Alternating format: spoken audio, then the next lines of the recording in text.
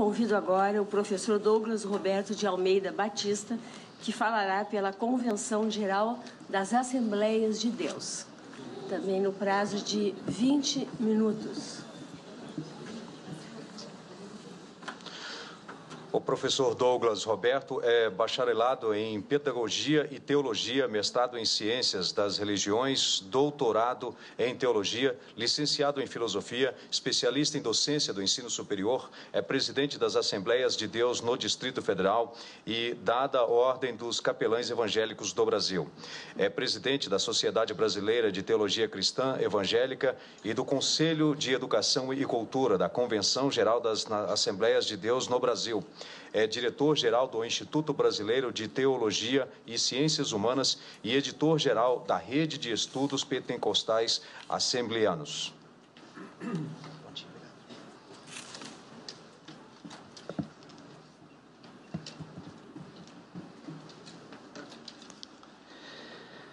Excelentíssima senhora ministra Rosa Weber, relatora da DPF 442, demais autoridades, expositores, auditório. Represento nesta audiência pública a Convenção Geral das Assembleias de Deus no Brasil, CGADB. Nossa instituição é constituída por cerca de 100 mil pastores, entre consagrados e credenciados, e nossas igrejas comportam 22 milhões de brasileiros, entre membros e congregados, nos mais de 100 mil templos sedes em todo o território nacional. Estes dados caracterizam a elevada representatividade das Assembleias de Deus na sociedade brasileira.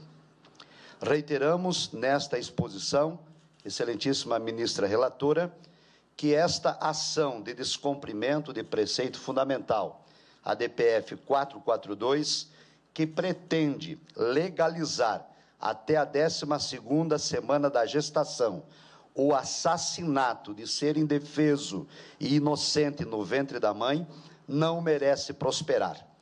Provavelmente a expressão que utilizei não seja politicamente correta, mas é exatamente acerca disso que trata esta DPF, a busca de autorização legal para matar inocentes no ventre materno. A Convenção Geral das Assembleias de Deus no Brasil se manifesta contrária pelas seguintes razões. Em primeiro lugar, porque o direito à vida não pode e não deve ser violado. Arrebata-se da Carta Magna em vigor a garantia à dignidade da pessoa humana e o direito fundamental à vida, demonstrando dessa forma a desmesurada importância que o Constituinte originário concedeu ao direito à vida. Assegura a já explicitada Constituição Federal, promulgada em 1988, no caput do artigo 5º, que, abre aspas, todos são iguais perante a lei, sem distinção de qualquer natureza, garantindo-se aos brasileiros e aos estrangeiros residentes no país a inviolabilidade da vida, a liberdade, a igualdade, a segurança e a propriedade. Fecha aspas. Desse modo, seguindo os parâmetros constitucionais, o Código Civil, promulgado em 2002, ao tratar da, entre aspas, personalidade e da capacidade, com conceitos interdisciplinares da medicina e da biologia, garante a proteção à vida desde a concepção.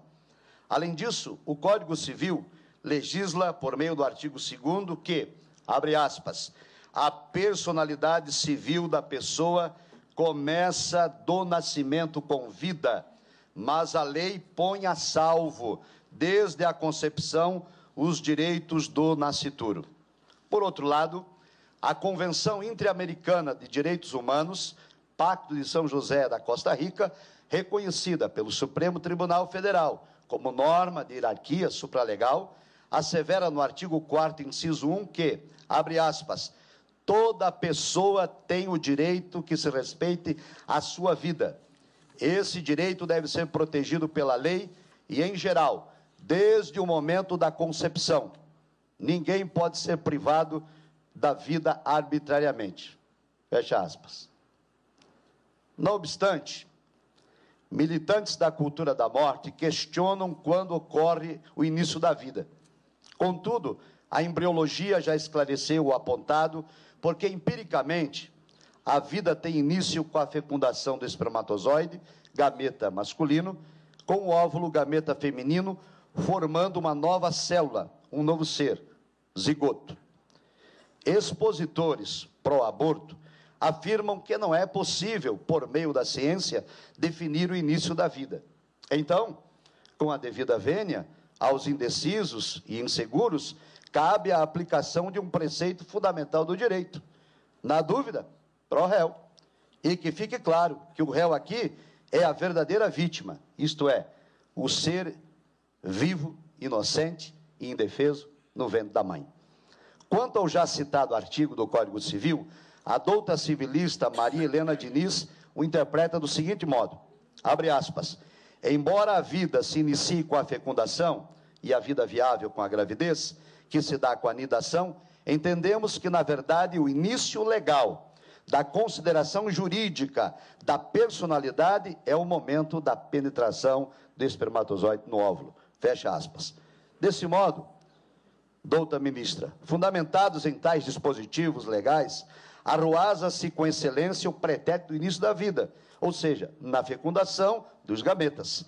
Portanto, a prática de abortamento, assassinar um inocente e indefeso ser no ventre da mãe, é atentado contra a inviolabilidade da vida e um insulto à dignidade da pessoa humana. Para nós, excelentíssima ministra relatora, data vênia, o ordenamento jurídico é claro, isto é, o direito à vida não pode ser mitigado por qualquer outro direito, haja vista que todos os demais direitos são oriundos do direito à vida. Aliás, todos os aqui presentes, os que defenderam e os que ainda vão defender o abortamento, só o podem fazê-lo por estarem vivos, por não terem sido vítimas do aborto praticado de suas respectivas mães. Por isso, reitero, o direito à vida não pode ser mitigado. No entanto, preocupa-nos as demandas judiciais, disfarçadas de progressistas, mas que, na realidade, estão permeadas de viés ideológico, político, partidário. Igualmente, estamos apreensivos com os excessos advindos da cultura jurídica pós-positivista, que busca ir além da legalidade, que ultrapassa a letra da lei, permitindo ao julgador tornar-se simpatizante de ideologias e, assim, emitir juízos valorativos, a fim de atender aspirações de supostos direitos de militâncias diversas, que afrontam e desrespeitam os direitos fundamentais descritos no texto constitucional.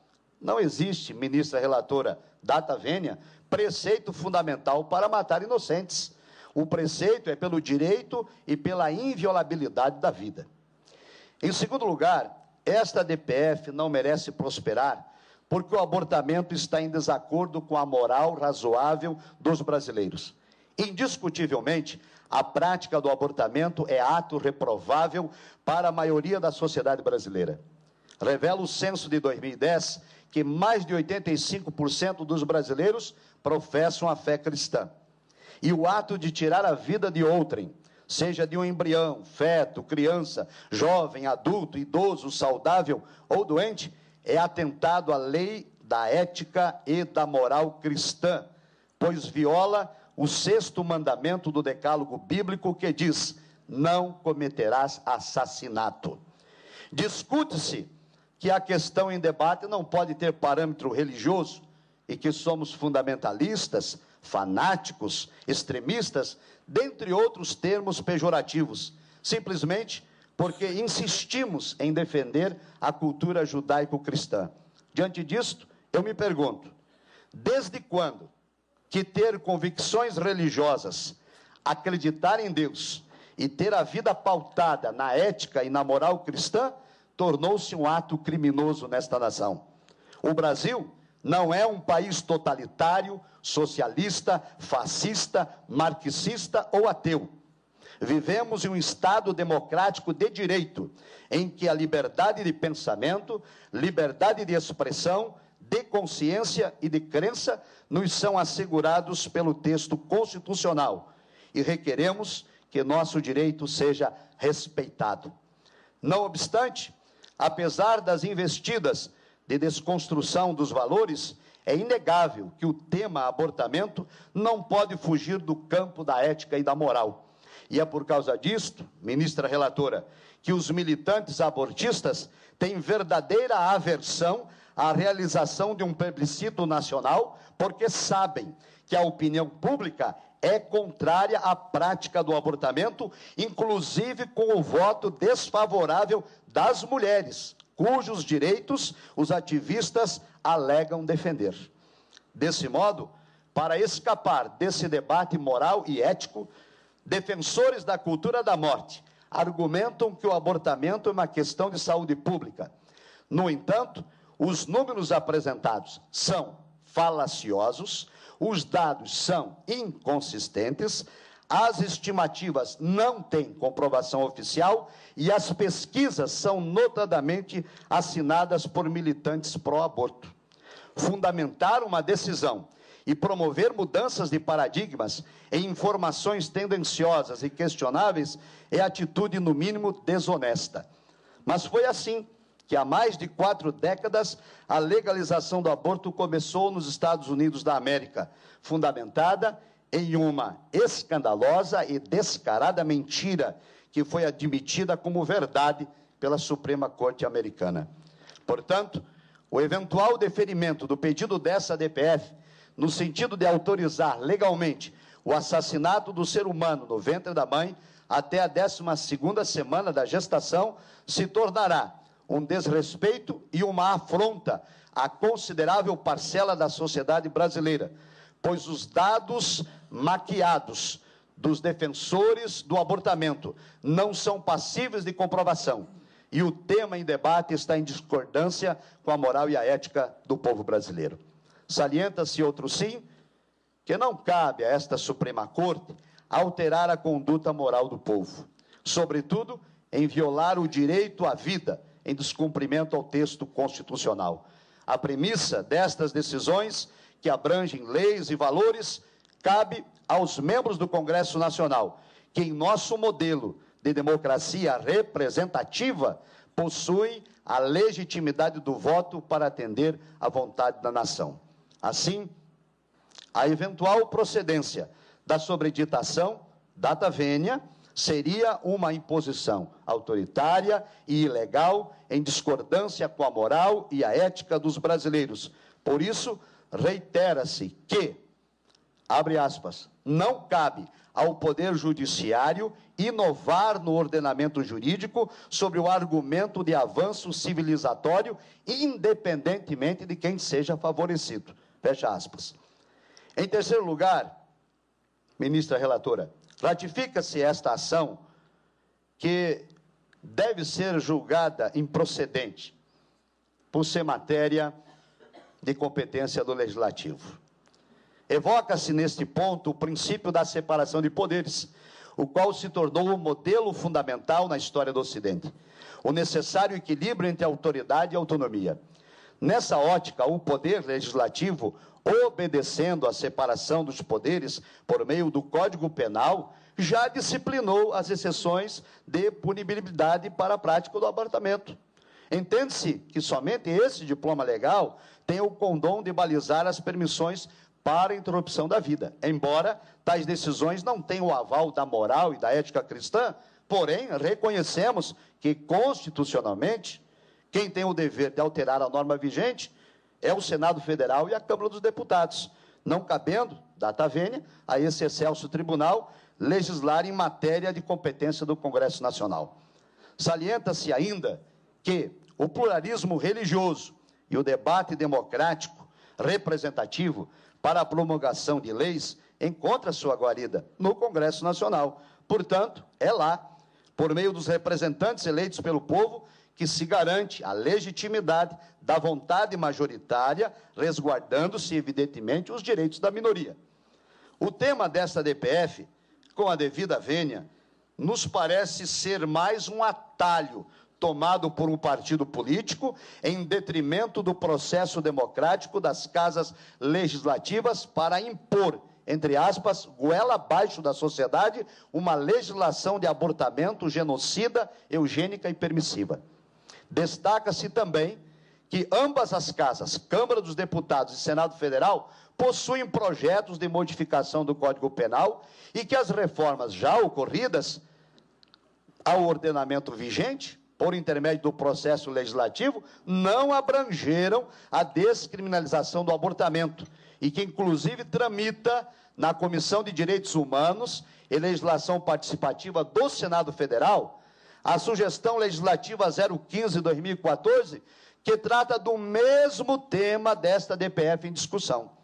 Assim, preocupa-nos, excelentíssima ministra, data máxima vênia, que esta DPF tenha sido instaurada.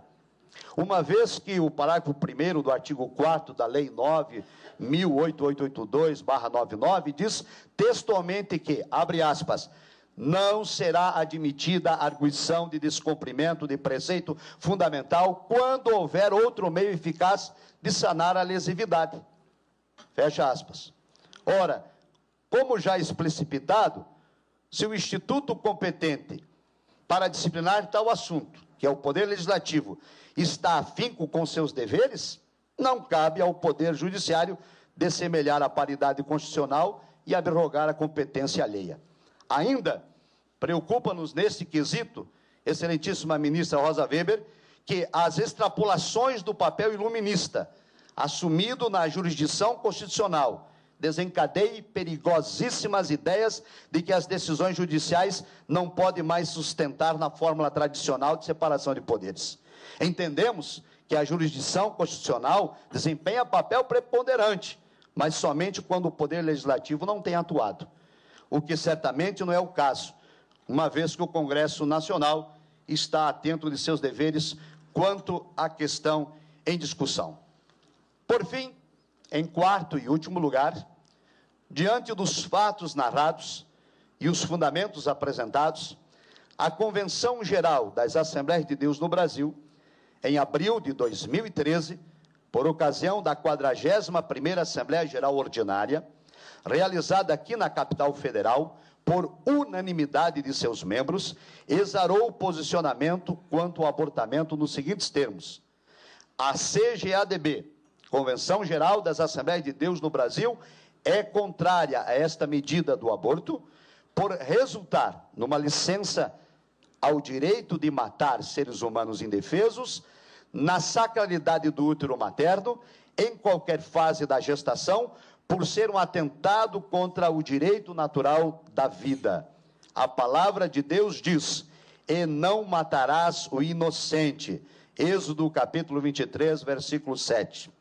Reitera-se que esta posição, excelentíssima ministra, representa a totalidade dos membros das Assembleias de Deus no Brasil, instituição fundada em nossa nação no ano de 1910, e que hoje abarca 22 milhões de brasileiros, um percentual considerável de cidadãos que integram o nosso Estado democrático de direito.